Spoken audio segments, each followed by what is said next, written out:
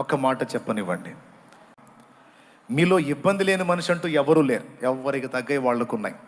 అప్పులతో బాధపడే వాళ్ళు ఉన్నారు, శరీర బలహీనతలతో బాధపడే వాళ్ళు ఉన్నారు, కుటుంబంలో వ్యక్తులు వ్యసనాలకు బానిసలు అయిపోయి వాళ్ళు మారక ఇబ్బంది పడే వాళ్ళు ఉన్నారు, రకరకాలుగా కోర్టు కేసుల్లో బాధపడే వాళ్ళు ఉన్నారు, కష్టపడి చదివిన ఉద్యోగం రాక ఇబ్బంది పడే వాళ్ళు ఉన్నారు, వివాహమైనా కూడా సంవత్సరాలు గడిచిన సంతానం లేక గొడ్రాలు అని నింద మోస్తున్న వాళ్ళు ఉన్నారు, చెయ్యని పాపానికి నిందల పాలైన వాళ్ళు ఉన్నారు.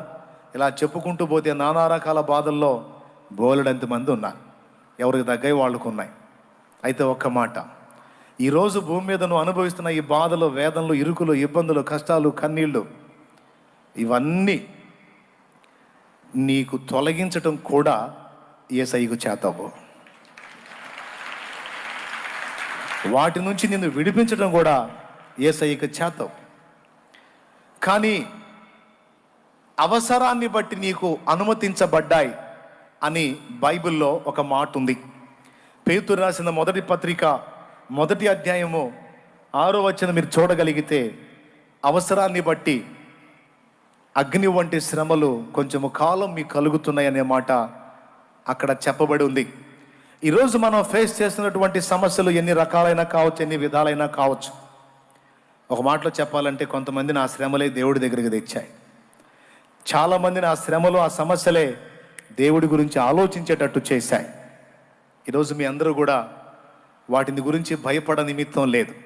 ఎందుకంటే నీకు అవి అవసరం అనుకున్నంత వరకు దేవుడు వాటిని అనుమతిస్తాడు. వాటి అవసరత తీరిపోయిన తర్వాత ఉంచమన్నా నీకు అవి ఉంచడాయన. నమ్మితే స్తోత్రం చెప్పు.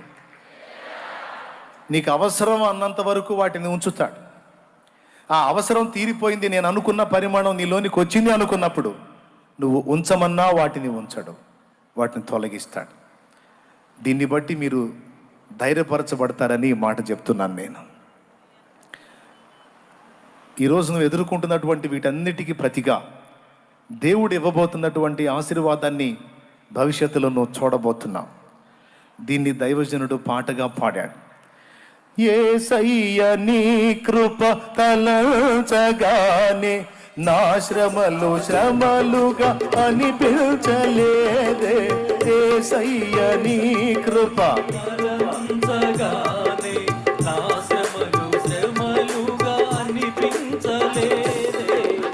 నీవు నాకిచ్చే మహిమ ఎదుట ఇవి ఎన్నదగినవి కావే.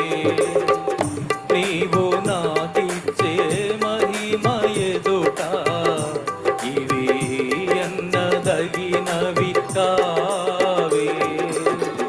సుగుణాల సంపన్నుడా, స్తుతిగానాల పారసుడా, జీవింతును నిత్యము నీ నీడలో, ఆస్వాదింతును నీ మాటల మకరందము. జీవింతును నిత్యము నీ నీడలో, ఆస్వాదింతును నీ మాటల మకరందము. దేవునికి మహిమ.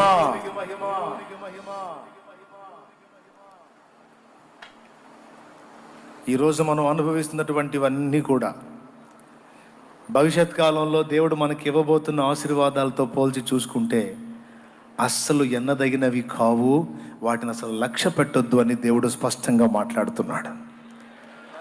నీ మైండ్ ఈ భూ సంబంధమైన వాటి మీద నుండి నా వైపుకు మళ్ళించు, అక్కడికి సిద్ధపడు, అక్కడికి సిద్ధపరచుకో అని దేవుడు మాట్లాడుతున్నాడు. షాలేము రాజు అనబడే నువ్వు 100 సార్లు నాకు కలిసిన నేను చెప్పడానికి ఇష్టపడే మాట ఇదే: ఇక్కడి భోగం కాదు, అక్కడ దానికి సిద్ధపడండి అని. మీకెందుకు, మీకు అన్నీ ఇచ్చేస్తాడు దేవుడు అని నేను ప్రశాంతంగా ప్రసంగం చేశాను అనుకో, చాలామందికి నేను నచ్చొచ్చు. కానీ నేను ఆపోజిట్ ప్రసంగం చేస్తాను. అవసరమైతే ఇక్కడ అనుభవించాలి నువ్వు అనే మాట మాట్లాడతాను. కొంతమందికి అది నచ్చదు, కానీ అదే సత్యమని బైబిల్ చెప్పింది. ఎంతవరకు అవసరమో అంతవరకు మనం తప్పనిసరిగా వాటిని అనుభవించాలి. అసలు మనం వచ్చిందే అందుకు. ఓకే, ఆ తరువాత మనం ఎక్కడికి చేరబోతున్నాం? ఆ మహిమలోకి చేరబోతున్నాం. అక్కడికి మనల్ని చేర్చడానికి దేవుడు తన ప్రాణం నిలువెల్లా మన కోసం రక్తము కార్చిన అనుభవం మనందరికీ తెలిసిన సంగతే. ఇక్కడిది ఇవ్వడానికి కాదు, ఇంతకంటే శ్రేష్టమైన నిత్యత్వం ఇవ్వడానికి. మనకు నిత్య నాశనాన్ని తీసుకొచ్చిన నరకం నుండి, పాపం నుండి మనల్ని కాపాడటానికి ఆయన నిలువెల్లా గాయాలమయమై రక్తసిక్తమై ప్రాణత్యాగం చేసి అసూలు బాశాడు. మనందరి కొరకు తన ప్రాణమును క్రయధనంగా చెల్లించి విమోచన మార్గాన్ని మనకు చూపించాడు. దేవా నువ్వెవరివి అని అడిగినటువంటి ఋషులకు తానెవరో బయలుపరిచాడు. మేమెందుకు ఇంత పాపం చేస్తున్నాం, మా పితరులు ఎందుకు ఇలాగ అయ్యారు, మేమెందుకు ఇలా అయ్యామన్న ప్రశ్నకి ఆయన సమాధానం చెప్పాడు. అది గ్రంథస్థం చేశారు. మా పాపాల్లోంచి మేము బయటపడే మార్గం ఏది? మేము మోక్షానికి చేరి నీవున్న ఆ ప్రాంతంలో ఎప్పుడు మేముండి నీలో ఆనందించే భాగ్యం మాకెప్పుడు, మాకెట్లా అని అడిగినప్పుడు అందుకోసం ఆయన ఏం చెయ్యబోతున్నాడో ఆ విషయాన్ని కూడా వాళ్లకు స్పష్టపరిచాడు. అది కూడా గ్రంథస్థం చేయటం జరిగింది. అందరి పాపముల కొరకు నేనే భూమి మీదకి వచ్చి మనుష్యునిగా వచ్చి మనుషుల పాపముల కొరకు ప్రాయశ్చిత్తంగా నా ప్రాణాన్నే పెట్టి తిరిగి లెగుస్తాను. నా యందు విశ్వసించిన వారందరినీ నిత్య జీవానికి వారసులుగా చేస్తాను అనేటువంటి సత్యం బైబిల్లోనే కాదు, వేద సాహిత్యంలో కూడా మనకు స్పష్టమవుతుంది. రెఫరెన్సెస్తో సహా గతంలో నేను మీకు చూపించాను. ప్రియులారా, ఈ సంగతులన్నిటిని బట్టి మనం గ్రహించాల్సింది ఏంటంటే, క్షయమైన దాని కొరకు మనం ఆరాటపడటం కాదు, అక్షయమైన దాని కొరకు మనం ఆరాటపడాలి. నీ కళ్ళ ముందు రకరకాల భ్రమలు కల్పించి నిన్ను మోసం చేసి సాతాను దేవుని వైపు నీ దృష్టి తిరగకుండా ఆకర్షించటమే వాడి నిరంతరాయంగా చేసే పని. దాన్ని గుర్తించి మనం వీటిని దులిపేసుకొని దేవుని వైపు తిరగాలి. దీని అవసరత మీరు గ్రహిస్తారనే ఇంతసేపు ఈ మ్యాటర్ అంతా నేను మీకు చెప్పాను. 40 సంవత్సరాల ప్రాయం, బాగా వినండి, ఇక అసలు పాయింట్కి వస్తున్నా. 40 సంవత్సరాల ప్రాయంలో తన ప్రజల్ని విడిపించడానికి దేవుడు తనను ఏర్పరచుకున్నాడన్న సత్యం మోషేకి అర్థమైంది.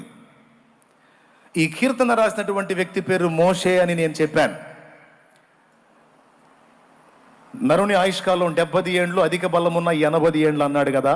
ఆ మాట అన్నవాని జీవితం 40 సంవత్సరాలు ఐగుప్తు రాజు యొక్క కుమార్తె కొడుకుగా, ఐగుప్తు రాజు మనవడుగా పెరిగాడు. ఆ దేశం అప్పట్లో ప్రఖ్యాతిగాంచిన దేశం. ఇప్పట్లో అమెరికా ఎలాగైతే ఉందో అప్పట్లో ఈజిప్టు అంత ప్రఖ్యాతిగాంచిన దేశంగా ఉంది. చాలా గుర్తింపబడిన దేశం, సంపదలు కలిగిన దేశం. అంతేకాదు మానవాతీతమైన శక్తులు, మాంత్రిక శక్తులు, దానికి సంబంధించిన విద్యలను అభ్యసించేటువంటి దేశముగా ఈజిప్ట్ ఉంది, ఐగుప్తు దేశం. ఐగుప్తు దేశంలో కట్టబడినటువంటి ది గ్రేట్ పిరమిడ్స్ ప్రపంచ వింతలలో ఒకటి. ఈరోజు వరకు అవి ఎలా నిర్మించారో ఇప్పటికీ అర్థం కాక ప్రపంచ వింతల్లో అదొక వింత అని పెట్టేశారు. అంత నాలెడ్జ్, అంత జ్ఞానం, అంత టెక్నాలజీ కలిగినటువంటి దేశంలో రాజుకి మనవడుగా ఈ మోషే పెరిగాడు. దాదాపు 40 సంవత్సరాల ప్రాయం వచ్చింది. అక్కడ ఆ ప్రజలందరికీ కూడా బానిసలుగా కొంతమంది ప్రజలు ఉన్నారు. వాళ్ళు ఇశ్రాయేలు జనాంగం, దేవుని ప్రజలు. వాళ్ళందరూ తన ప్రజలేనన్న సంగతి మోషేకి దేవుడు బయలుపరిచాడు. అంతేకాదు, రెండవ సంగతి కూడా మోషేకి దేవుడు బయలుపరిచాడు. అదేమిటంటే తన ద్వారానే వారందరినీ దేవుడు బయటికి తీసుకొని రావాలని సంకల్పించాడని. ఎవరికి అందింది ఈ సమాచారం? స్పష్టంగా మోషేకే అందింది. మోషేకి నాకు తెలిసి ఆయన కన్న తల్లే పెంచిన తల్లిగా కూడా వ్యవహరించింది. మోషే పుట్టినప్పుడు ఐగుప్తు రాజు చేసిన శాసనం మీకు తెలుసు. పిల్లలందరినీ 2 సంవత్సరాలలోపు పిల్లలందరినీ 2 సంవత్సరాలలోపేమో ఏసై పుట్టినప్పుడు, మోషే పుట్టినప్పుడేమో హెబ్రీల యొక్క మగ పిల్లలందరినీ నైల్ నదిలో పడేయాలని ఆజ్ఞ జారీ చేశాడు. అలా ఆజ్ఞ జారీ అయిన టైంలో మోషే పుట్టాడు.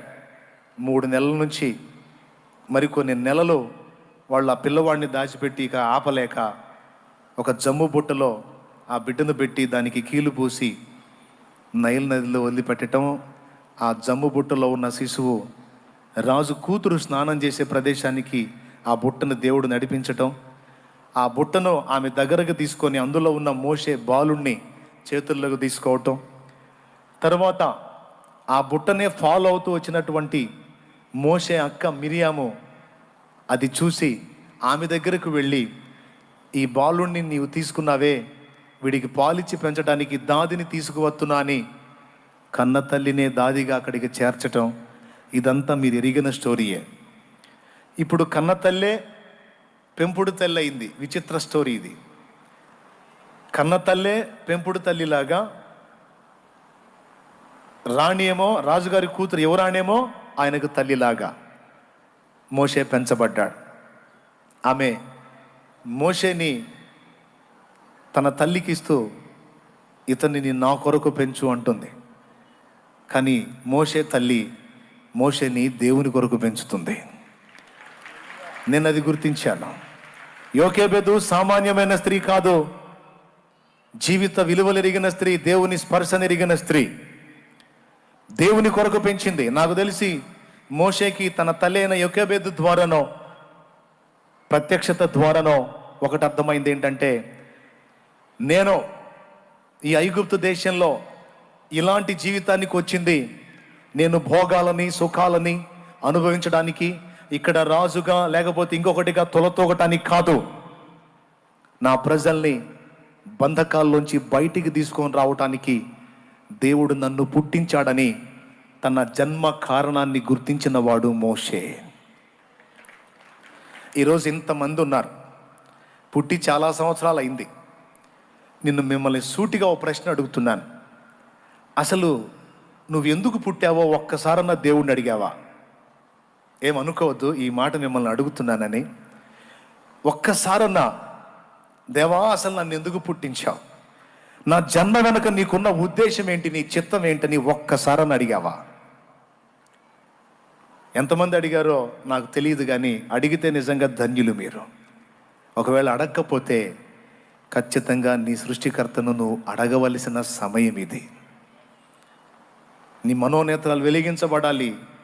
ఒకవేళ నీకు 70 ఏళ్ళు వచ్చినా సరే మునిగిందేం లేదు, ఇప్పుడైనా నువ్వు అడగొచ్చు. ఎందుకంటే నువ్వు అనుకుంటావు ఇది చివరి ఘట్టం, ఇంకేం అడిగేదని. నో, నీకు చివరిది కావచ్చు, కానీ దేవునికి ఇంకా అవకాశం ఉంది నిన్ను వాడుకోవటానికి, నీ జన్మను సార్థకం చేయటానికి.